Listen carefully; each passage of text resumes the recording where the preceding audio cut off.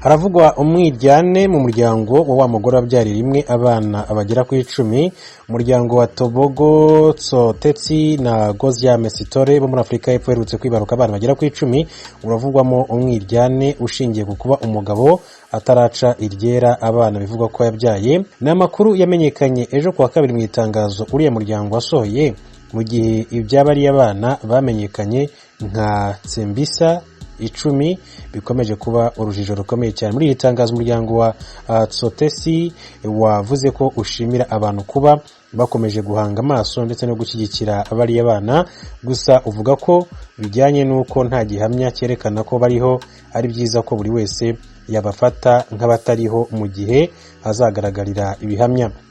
Ni nyuma yuko abagize uriya muryango bahuriye mu rugo rwabo mu gace ka Tsembisa. Ngo Tebogo yemeje ko atabonye abana kandi ko yishingikirije umukunzi we wamuhamagaye amumenyesha ivuka ryabo. Yagerageje inshuro nyinshi cyane gusura umukunzi we n'impinja, ariko ananirwa gutangaza aho aherereye ndetse n'imiterere y'abana babo. Ibibazo biriho ubu ngo no kuba rubanda ruhanze amaso abana bihangayikishije cyane umuryango, by'umwihariko mu gihe nta kimenyetso na kimwe cyerekana ko bariho uretse ubutumwa bwa telefone na WhatsApp butangwa na nyina. Itangazo ryungamo riti umuryango wemeje kandi usanga nta bana 10 bavutse hagati ya Tebogo Tsotetsi na Gusa Mesitore kugeza igihe hazabonekera ikindi gihamya, kandi urifuza gusaba imbabazi ku bibazo by'igisebo wateje. Uriya muryango wasohoye irindi tangazo mu gihe nta wuzi aho bari abana na nyina kuri ubu baherereye, gusa uvuga ko witeguye gukorana na leta ya Afrika y'Epfo kugira ngo ukuri kose kumenyekane cyangwa se ukuri kose kubashe kuba kwajya hanze. Ni nyuma y'uko rero mu minsi mike ishize hagaragaye amakuru avuga yuko uyu mugore yabyaye abana bagera ku 10, ndetse ni inkuru yatangaje abantu benshi cyane kumva ko umubyeyi ashobora kwibaruka abana bagera ku 10 bose icyarimwe, ku buryo harimo n'abatarabyiyumvishaga. Kugeza amagingo ngaya reka dutegereze tumenye koko ese uko kuri kuzajya hanze ryari, bizagaragara ryari, ese aba bana bo bazagezwe mu itangazamakuru cyangwa se bazagaragara gute kugira ngo haveho urujijo. Mu yandi makuru, kera kabaye Perezida Tshisekedi akaba yasuye abaturage ba Beni nyuma y'igihe kirekire abisabwa. Perezida wa Repubulika ya Demokarasi ya Kongo Felix Tshisekedi yasuye abaturage mu mujyi wa Beni mu ntara ya Kivu Amajyaruguru kuri 15 Kamena 2021. Ibitangazamakuru byo muri Kongo bivuga ko gahunda y'uruzinduko rwa Perezida Tshisekedi muri Beni ari ukugenzura uko ingabo z'iki gihugu ziri kugarura amahoro n'umutekano kuva yashyira iyi ntara mu bihe bidasanzwe guhera tariki ya 6 Gicurasi 2021. Aka gace ka Beni kamaze igihe kirekire kibasirwa n'ibitero by'imitwe y'iterabwoba cyane cyane ADF yegamiye kuri Islam ikomoka muri Uganda, aho yagiye yica abaturage benshi cyane mu buryo buteye ubwoba. Uko ubu bwicanyi bwagendaga bukaza umurego, abaturage na societe civile zihakorera basabye uyu mukuru w'igihugu ko yabasura akamenya neza imiterere y'ikibazo bafite, ahageraho afata ingamba rero zikomeye cyane zo kugishakira igisubizo. Mu basabye Perezida Tshisekedi gusura Beni harimo abanyeshuri biga amashuri abanza n'ayisumbuye bamaze icyumweru barara hanze muri Mata 2021. Bari bariyemeje kandi gusubira mu ngo iwabo ari uko abagezeho. Ijwi ry'aba banyeshuri ryamugezeho tariki 29 Mata ubwo yari mu kiganiro n'itangazamakuru abasaba gusubira iwabo, arabasezeranya kubasura bidatinze. Yagize ati ndasaba aba bana kureka kwishyira mu byago, ndabasezeranya ko nzaba ndi kumwe nabo bidatinze, icyo navuze nzagikora.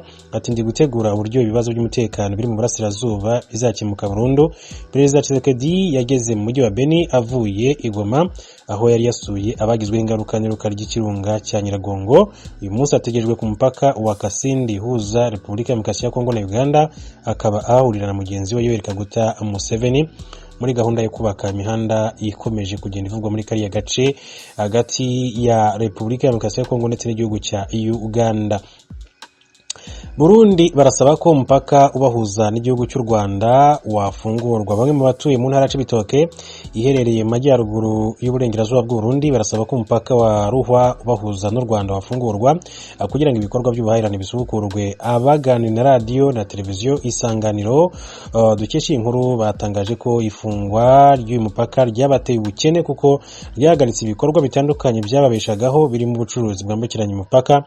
Bavuga ko usibye ubuhahirane ubwumvikane bwasubukurwa bukene bukagabanuka, imigenderanire hagati y'abarundi n'abanyarwanda nayo yakongera kumera neza. Aba barundi basabye leta gufungura imipaka nyuma yaho mu ntangiriro z'uku kwezi ifunguye undi wa Gatumba uhuza igihugu cyabo na Repubulika ya Demokarasi ya Kongo wari warafunzwe mu rwego rwo gukumira ikwirakwira ry'icyorezo cya COVID-19.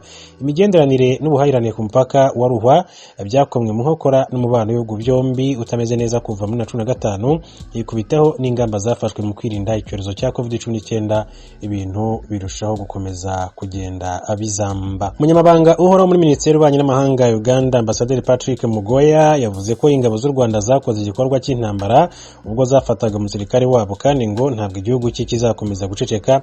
Ambasaderi Mugore yabitangarije mu kiganiro agiranye n'umunyamakuru wa radio Ijwi ry'Amerika wamubazaga ibyo kuba minisiteri akoreramo yaroherereje u Rwanda inyandiko yamagana, no kuvuga protest note, icyo yise ishimutwa ry'umusirikare Piti Baruku Muhuba. Yagize ati bashimutiye umusirikare wacu ku butaka bwa Uganda, niyo mpamvu twabandikiye urwandiko rwamagana iki gikorwa. Igisirikare cy'u Rwanda RDF mu itangazo cyashyize ahagaragara tariki ya 13 Kamena cyavuze ko ingabo z'iki gihugu zafatiye Piti Baruku Muhuba mu mudugudu wa Majyambere, akagari ka Kamanyana, umurenge wa Cyanika, mu karere ka Burera, yinjiye mu buryo butemewe. Ambasaderi Mugore yatewe twatsi itangazo ati ibyo bavuga ngo yafatiwe ku butaka bwayo ni babyivugire, ariko tuzi neza ko yafatiwe ku butaka bwa Uganda.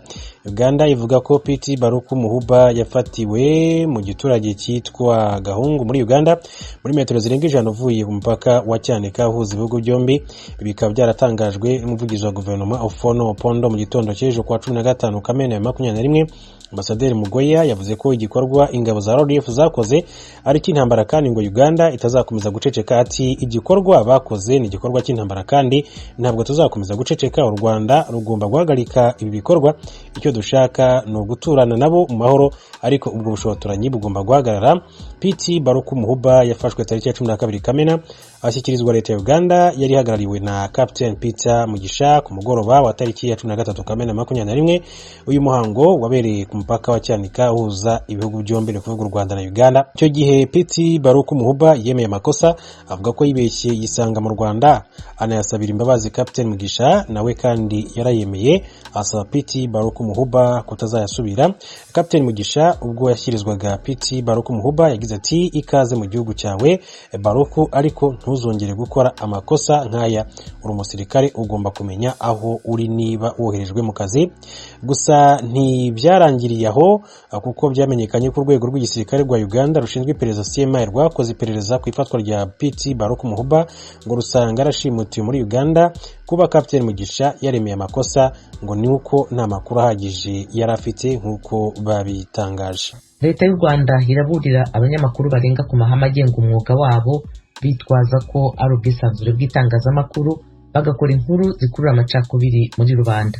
Inkuru turaza mugenzi wacu Asumta Kaboyi. Yabivugiye mu nama yamuje n'abanyamakuru biga kwishyirwa mu bikorwa by'imyanzuro ku isuzuma mpuzamahanga ngarukagihe ku burenganzira bwa muntu igihugu cyahawe ireba ubwisanzure bw'itangazamakuru n'ubwo gutanga ibitekerezo. Imwe mu myanzuro leta y'u Rwanda yasabwe harimo ko leta isabwa kubaka ubushobozi bw'itangazamakuru rikakora neza kandi ryigenga. Leta kandi yasabwaga kuvugurura amategeko kugira ngo ingingo zirimo zibuza ubwisanzure bw'itangazamakuru zikurweho, ndetse no kurushaho guha urubuga itangazamakuru ryigenga kugira ngo rirusheho kuba ryinshi. Minisitiri w'Ubutabera yongeye kwibutsa abanyamakuru gushishoza ku nkuru bandika, birinda icyasubiza abanyarwanda inyuma. Kuba umunyamakuru ntabwo biguha umutwe uruta uw'akarere kose utuye. Urandikira abantu bafite ubwenge, iyo bahaye feedback nta munyarwanda ubyuka mu gitondo ngo yagiye guhakanya kanaka abari ahantu byamukoze. Genocide yabaye abantu bayireba kandi ntabwo yigeze avuga ngo mpaguruke mujye kwica abantu. No, yavugaga gukora abantu bakayumva, bakode language bakayumva, bakagenda bakica abantu. Ariko nubona habaye pushback, subira inyuma babwira iki kintu mu mbaraga. Bamwe mu banyamakuru bakorera inkuru zabo kuri YouTube bagaragajwe nk'abari mu bikorwa byo kuyobya rubanda. Mu Rwanda hagaragara bamwe mu banyamakuru bamaze gufungirwa inkuru bagenda basohora. Urugero rw'abanyamakuru ba Iwacu TV ubu bafunzwe, ndetse harimo na Karasira Aimable uri mu maboko y'ubutabera akurikiranyweho ibyo avugira kuri YouTube. Uwo munyamakuru Uwizeyimana Louise akora ikinyamakuru Intego, wasobanura ko hatabayeho kugenzura itangazamakuru rishobora gusubiza abanyarwanda mu bihe bibi banyuzemo. Ni ukuvuga ngo abantu bose bari kuri YouTube abantu bareke kubitiranya n'abanyamakuru. Hari abantu bari kuri YouTube bafitemo izindi nyungu nyinshi cyane. Umunyamakuru ni umuntu wese ukurikiza amahame agenga umwuga w'itangazamakuru. Muri ayo mahame nta kwangisha abaturage, nta kwangisha igihugu amahanga. Icyo ni ikibazo dufite mu mwuga w'itangazamakuru.